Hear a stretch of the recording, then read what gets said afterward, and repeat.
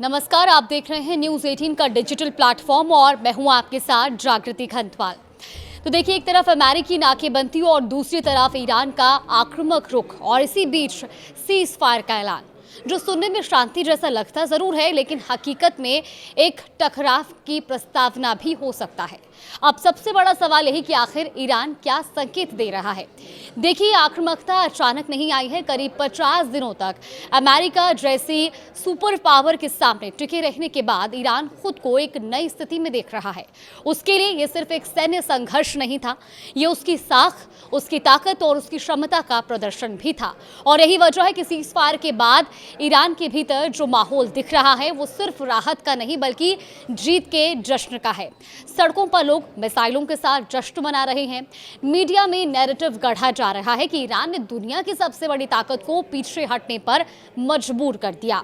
और इस आत्मविश्वास को और मजबूती मिलती है उन रिपोर्ट से जिनमें यह माना गया कि भारी हमलों के बावजूद ईरान की सैन्य क्षमता को कोई निर्णायक नुकसान नहीं हुआ और खासकर उसकी मिसाइल और ड्रोन ताकत अब भी कायम है। दूसरी तरफ अमेरिका के लिए संघर्ष आसान नहीं रहा। एयर डिफेंस सिस्टम पर भारी खर्च, लगातार दबाव और सबसे महत्वपूर्ण, ईरान की जमीन पर सीधे सैन्य हस्तक्षेप से दूरी, यही से कहानी बदलती है। अब अगर हम सीज फायर के बाद के हालातों को देखें तो पश्चिम एशिया के एक बेहद नाजुक संतुलन में अब ये प्रवेश कर चुका है। ईरान के रवैये में अब वो पहले से ज्यादा कॉन्फिडेंट नजर आ रहा है। जहां पहले वो प्रॉक्सी ग्रुप्स के जरिए अपनी रणनीति चलाता था, अब सीधे मिसाइल और ड्रोन के इस्तेमाल की प्रवृत्ति बढ़ सकती है। इसका असर पूरे क्षेत्र में महसूस होगा। खाड़ी देशों से लेकर इजरायल तक हर देश अपनी सुरक्षा रणनीति पर दोबारा विचार करेगा। दूसरा पहलू, अमेरिका की बदलती रणनीति। दरअसल सीज फायर का फैसला ये संकेत देता है कि अब अमेरिका लंबी, महंगी और अनिश्चित जंग में उलझने के मूड में नहीं है। अब उसकी रणनीति मैनेज, कॉम्प्लिकेटेड और इसकी ओर झुकती दिखाई दे रही है। और यही हालात है कि पूरी तरह बिगड़ने से रोकना, लेकिन पूरी तरह सुलझाने की कोशिश भी ना करना। तीसरी और सबसे संवेदनशील पक्ष, इजराइल। ईरान के मिसाइल और ड्रोन नेटवर्क ने यह साफ कर दिया कि खतरा अब सीमाओं तक सीमित नहीं है। इजराइल को अब अपनी एयर डिफेंस क्षमता को और मजबूत करना होगा और साथ ही प्री एम्पटिव स्ट्राइक यानी पहले हमला करने की रणनीति पर भी ज्यादा जोर देना पड़ सकता है। अब तक ये धारणा थी कि इजराइल की सैन्य तकनीक लगभग अजेय है, लेकिन इस संघर्ष ने उस धारणा में दरार डाल दी है। अब चौथा पहलू है प्रॉक्सी वॉर।